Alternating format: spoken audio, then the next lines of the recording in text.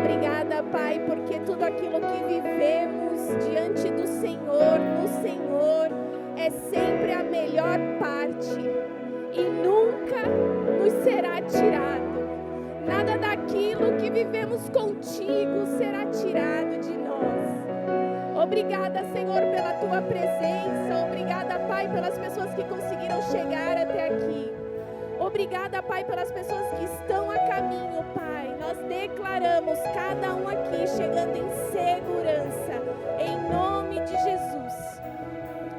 Pai, toma a minha vida, Pai, para que eu possa transmitir a palavra que o Senhor colocou no meu coração, à tua igreja, porque a igreja é tua, o povo é teu, Senhor.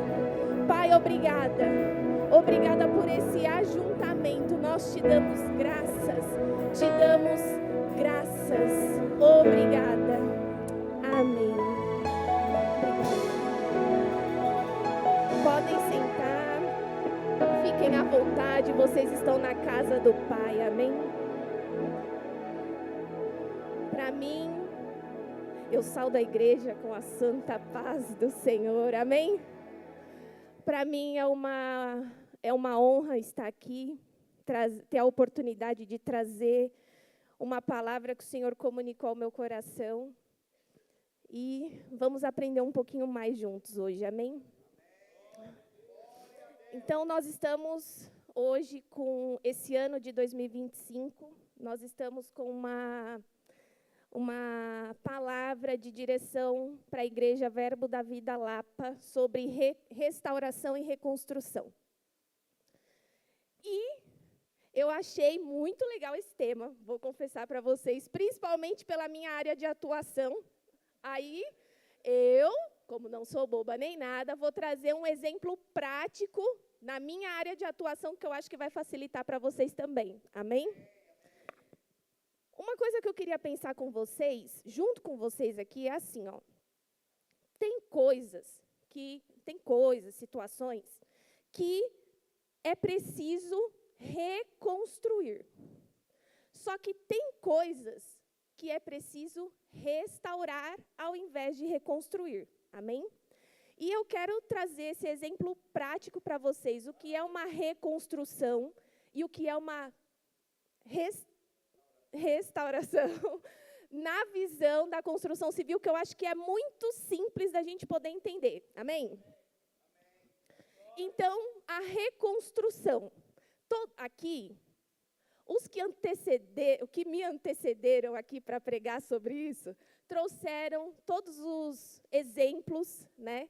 Trouxeram os significados, né, da palavra em si, e eu quero focar na prática. Então, uma reconstrução, a ação de reconstruir.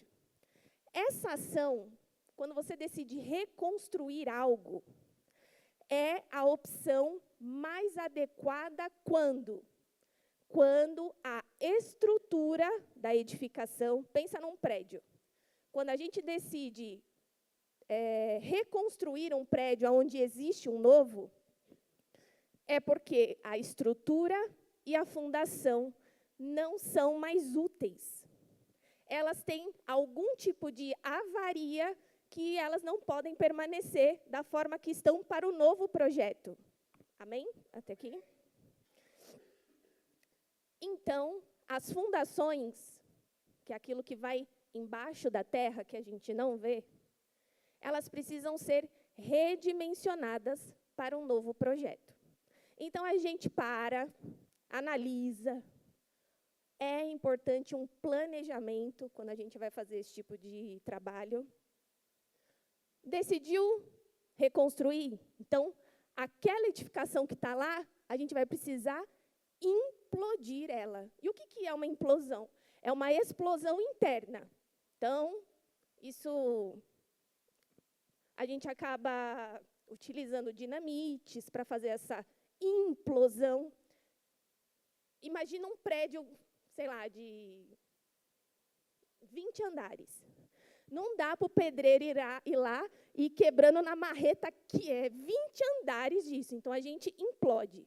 Então, a gente coloca dinamites, põe uma tela de proteção, para que isso não caia, grande parte disso, na vizinhança. A gente demoliu, implodiu, demoliu o prédio, a gente vai lá e limpa o terreno. A gente tira todos os entulhos de lá. E a gente tem um novo projeto na mão para fazer a execução desse novo projeto. Normalmente, muda-se as características da edificação anterior. Então, se era um prédio de 20 andares, agora vai ser um de 50 andares. Então, muda a característica. Ou não quer fazer um prédio de 50 andares, vai fazer outra coisa. Mas, normalmente, não é a mesma tipologia da edificação que estava anteriormente.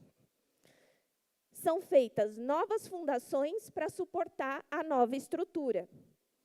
E uma coisa muito importante. Ninguém faz uma implosão para reconstruir algo inadequado ou pior do que o anterior. Amém? Quando a gente decide reconstruir algo, nunca vai ser algo pior do que o anterior ou inadequado às nossas necessidades. A nova construção será sempre melhor, ajustada e adaptada para o novo propósito, para a nova missão, no novo tempo dessa construção. Amém? Agora vamos para a restauração na visão de alguém que trabalha no ramo de construção civil. A restauração é a opção mais adequada quando? Quando as fundações, a estrutura da edificação está ok. Depois de fazer testes, de ir com consultores lá, nós vemos que dá para aproveitar a estrutura. Então, a gente não vai reconstruir, nós vamos restaurar aquilo. Amém? A gente começa descascando as paredes, tirando os revestimentos existentes, tirando toda a instalação que já estava lá. Porém, as fundações e as estruturas são mantidas. Não se mexe naquilo, não se mexe em time que está ganhando. Já ouviu falar sobre isso? É isso aí. A fundação e a estrutura estão ok, não se mexe. Muito provavelmente mantém as mesmas características da edificação anterior, da edificação existente. Pode haver, sim, adaptações, incluir acessórios, dar uma nova repaginada nos acabamentos, porém, o fundamento permanece. Amém? Vamos começar a pregação, amém? Vamos abrir João 2. João, capítulo 2. Vou molhar as palavras.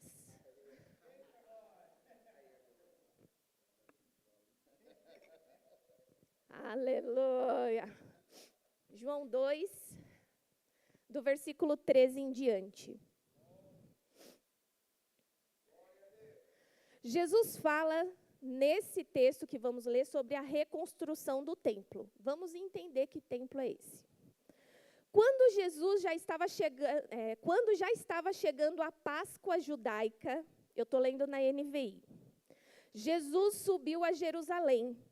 No pátio do templo, viu alguns vendendo bois, ovelhas e pombas, e outros assentados diante de mesas, trocando dinheiro. Então, ele fez um chicote de cordas e expulsou todos do templo, bem como as ovelhas e os bois. Espalhou as moedas dos cambistas e virou as suas mesas. Aos que vendiam pombas, disse: tirem essas coisas daqui, parem de fazer da casa do meu pai um mercado. E aí, no versículo 17, seus discípulos lembraram-se que está escrito: o zelo pela tua casa me consumirá. Então, os judeus se perguntaram: Que sinal miraculoso o Senhor pode mostrar-nos como prova da sua autoridade para fazer tudo isso? Jesus lhes respondeu: destruam este templo, e eu o levantarei em 3 dias. Os judeus responderam: este templo levou 46 anos para ser edificado, e o Senhor vai levantá-lo em 3 dias? Mas o templo do qual ele falava era o seu corpo. Depois que ressuscitou dos mortos, os seus discípulos lembraram-se do que ele tinha dito.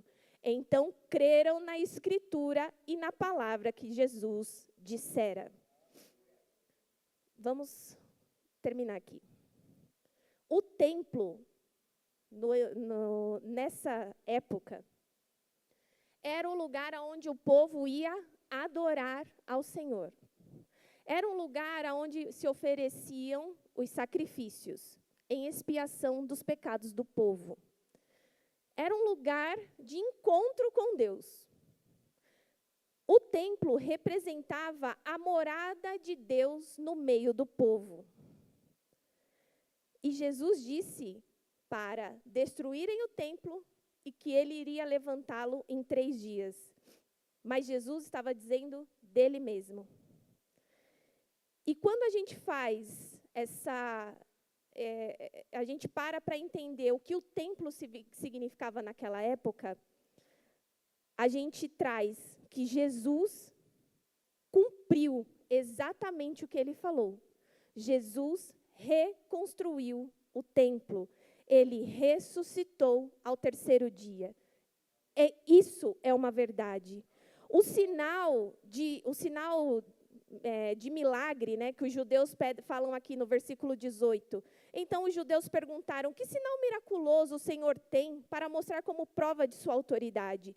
O sinal que Jesus deu em resposta aos judeus é a própria ressurreição.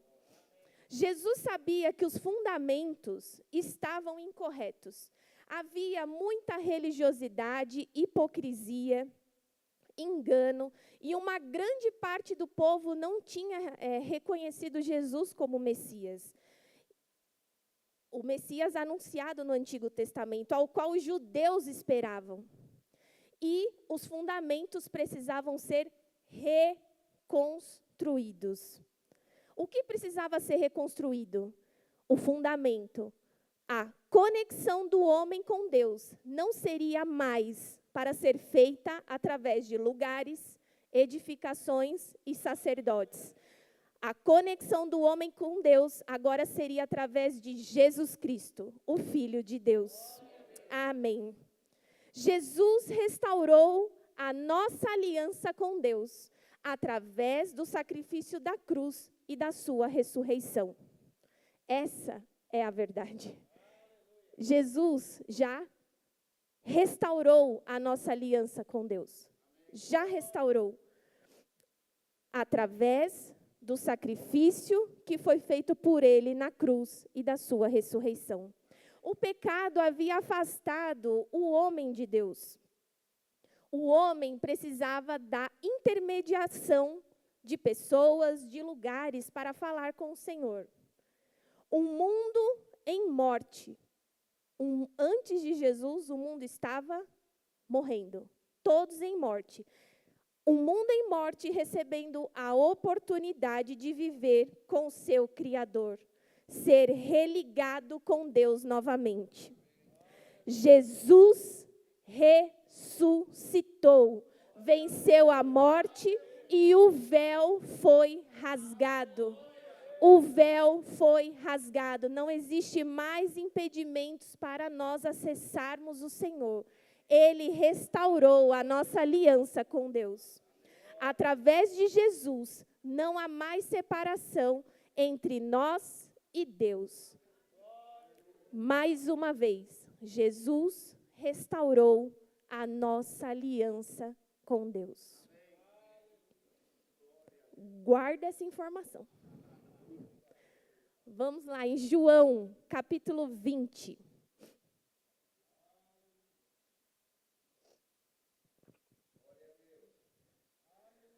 João capítulo 20, versículo 19 em diante. Amém? Vamos lá. Versículo 19. Ao cair da tarde, daquele primeiro dia da semana, estando os discípulos reunidos a portas trancadas. Está aí na sua Bíblia? Portas trancadas? Amém. Por medo dos judeus, Jesus entrou, pôs-se no meio deles e disse: paz seja com vocês. Tendo dito isto, mostrou-lhe as mãos e o lado. Os discípulos alegraram-se quando viram o Senhor. Novamente, Jesus disse: paz seja com vocês. Assim como o Pai me enviou, eu os envio. E com isso, soprou sobre eles e disse: recebam o Espírito Santo. Versículo 21, novamente.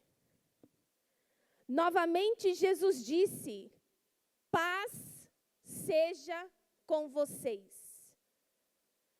Que cenário foi esse que transcorre esse texto que nós falamos? Jesus ressuscitado. Jesus estava ressuscitado. É a primeira aparição de Jesus aos seus principais discípulos. Amém? Aos principais, aos apóstolos. Amém? É a primeira vez que ele fala com todos ali. E ele fala após a ressurreição. A fala de Jesus, ela é direcionada aos que estavam sendo preparados para uma missão. Esse é o cenário, amém? O sinal miraculoso que os judeus pediram lá no meio do templo, quando Jesus quebrou tudo, mandou tudo embora, expulsou os animaizinhos do templo, o sinal miraculoso que o pessoal pediu lá, estava diante dos discípulos. Jesus ressuscitado, o templo reconstruído em 3 dias. Esse é o cenário. E a aliança com Deus estava restaurada, porque Jesus estava ressuscitado. Nova possibilidade estava diante deles, de comunhão entre o homem e Deus. Esse é o cenário. Amém? E aí Jesus fala, paz seja com todos. E aí, vamos estudar sobre paz seja com todos, amém? Paz seja com todos é uma expressão no hebraico, e ela significa Shalom Aleichem. E o que é isso? Paz seja com todos, amém? Só que vamos estudar um pouquinho mais, porque a palavra do Senhor, ela é riquíssima. Eu estava falando hoje com o Daniel, a palavra, porque eu ouvi um pastor falando isso e eu agarrei aquilo, falei, isso aqui é para mim. E se é para mim, coisa boa é para todo mundo. E o pastor falava assim, a palavra do Senhor, não passe com pressa na palavra do Senhor, porque ela é mais profunda do que ela é extensa. Então, quando a gente começa a esmiuçar o texto, a gente começa a comer coisas que a gente nem sabia que estava lá. Especiarias que a gente nem imaginava. Por isso que é importante estudar o grego, o hebraico. Mas amém. Amém, o Dunamis, Mas é isso, gente. É estudar a palavra, esmiuçando o texto, aquilo que quer dizer, entender o significado. Tem especiarias debaixo dessas simples letras que a gente lê. E coisas que só o Senhor vai trazendo revelação para nós. Amém? Então, essa expressão, eu quero pegar a palavra shalom. E essa shalom, essa palavra é no hebraico. No grego, ela é a eirene. E o que isso quer dizer? é muito mais do que paz. É muito mais do que ausência de guerra. E eu quero trazer isso para dar complemento na mensagem. O Shalom, ela é uma paz, é isenção de fúria e devastação de guerra. Significa harmonia, concórdia, segurança, proteção, integridade, prosperidade, bem-estar, felicidade, tranquilidade. O Shalom é uma expressão também para o estado abençoado dos homens, piedosos e íntegros após a morte. E Shalom também é usado como uma saudação de olá e tchau. Então, às vezes vocês veem lá um filme da época, né, falando da vida de Jesus, e fala Shalom, Shalom.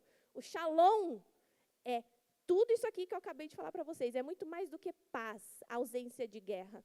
É um estado de plenitude. Amém?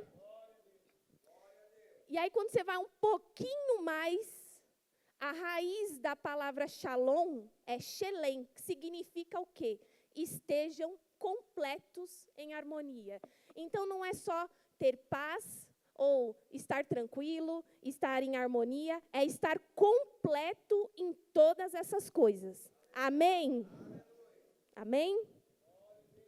Quando tudo está no seu lugar, tudo está em harmonia, seja espaço, pessoas, situação, você está em Shalom. E não é simplesmente não estar em conflito, não estar passando por algum tipo de dificuldade. Não é isso.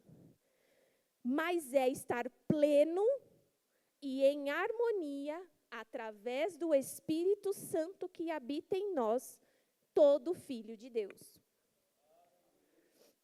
Jesus, lá, aqui em João 20, além dele dizer, a paz seja com vocês, Jesus soprou sobre eles e disse, recebam o Espírito Santo. Amém?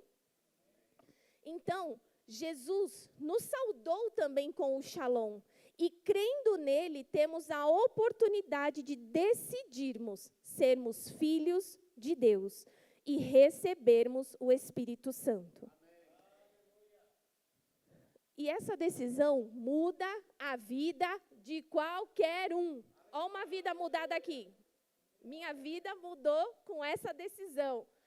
Uma vida aqui foi mudada com a decisão de confessar Jesus como seu Senhor e Salvador e reconhecê-lo como Senhor mesmo. Não é só confessei, é começar a praticar uma vida no Senhor. Amém?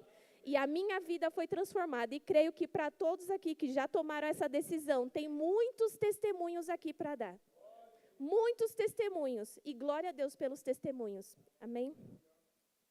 E quando nós recebemos o Espírito Santo, ele habitando em nós, nós podemos praticar uma coisa que o Shalom nos capacita. Que Deus já nos deu. Um filho de Deus é apto. E isso também está dentro do significado do Shalom. Está apto a pegar os pedaços daquilo que está fora do lugar, do que está quebrado, daquilo que não está completo, e trabalharmos na restauração de tudo o que for necessário. O Espírito Santo nos capacita a trabalhar na restauração de tudo o que for necessário. Na conexão com Deus e com o próximo. Porque lembrem, a aliança já foi restaurada. A aliança já foi. O sacrifício de Jesus é o suficiente. Não precisa ninguém achar que tem que fazer. Não precisa. A nossa conta está paga. O acesso ao Pai está aberto. Não precisamos mais de intermediadores, de lugares, de pessoas. Não precisa mais de feitos. Não precisa mais, vou fazer isso para Deus fazer isso. Não precisa. A sua conta está paga. Agora é você usufruir daquilo que Jesus já conquistou para você. Amém? Então nós podemos pegar todos esses pedaços de tudo aquilo que está fora do lugar, em desordem, quebrarmos e trabalhar na restauração do que é preciso. Na nossa conexão com Deus e com o próximo, buscando um mundo mais harmonioso e completo. Jesus restaurou a nossa aliança com Deus e ressignificou o sentido de paz. Porque antes era só uma paz sem guerra. Agora é uma paz com Deus. Amém? Hoje podemos viver a paz que excede todo entendimento, mesmo em meio às guerras e às dificuldades. No meio de uma grande tribulação, de uma grande dificuldade, de uma situação extremamente adversa, nós, filhos de Deus, podemos desfrutar de paz. Plenitude, podemos sim desfrutar do shalom de Deus em meio às tribulações, em meio às situações horríveis, e você não se desesperar, você saber que o Senhor está com você, você ser guiado pelo Espírito, isso é possível. Por quê? Nós temos o Espírito Santo em nós, e o Espírito Santo é o selo. É o selo da restauração dessa aliança nossa com Deus. É a nossa garantia. Por isso que todo culto faz o apelo. Pergunta, você já confessou Jesus? Essa decisão é a mais importante da nossa vida. Por isso que quem tem esse selo, quem tem essa marca, consegue passar por esses momentos desfrutando do shalom de Deus. É a nossa garantia de termos plena paz com Deus. Agora imagina, se eu não tenho paz com Deus, eu não tenho paz com meu esposo. Eu não tenho paz com a minha filha. Eu não tenho paz com os meus amigos. A paz com Deus é o mais importante de tudo que a gente possa buscar. Cabe a nós agora nos relacionarmos com Deus. A reconstrução do templo, ela já foi feita. Jesus reconstruiu o templo em 3 dias. A restauração da aliança já foi feita. O véu foi rasgado. Não precisamos de intermediações. Não precisamos mais de coisas ou pessoas para falarmos com Deus. Jesus trouxe a possibilidade de reconciliação da humanidade com Deus. O selo já está colocado. Agora é comigo e com você. Amém? Agradeço a rica oportunidade. Em nome de Jesus.